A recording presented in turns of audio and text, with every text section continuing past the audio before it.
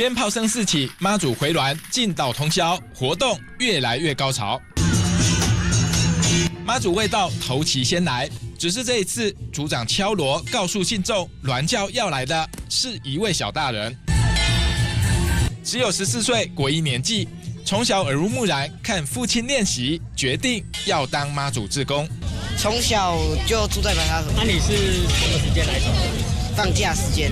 爸爸是头旗，就是小时候就想体验看看，就跟爸爸一样，就一直走到没办法再走了。小时候看父亲扛头旗，自然而然学了起来。他的父亲说，乐见新一个世代投入。他从小就看这个活动长大的，活动还蛮有趣的啊。然后小朋友来也可以多接触一下人群。父子两代为信仰付出，展现的不仅是对妈祖的虔诚，更是代代传承的情感连结。东新闻林天进在苗栗的采访报道。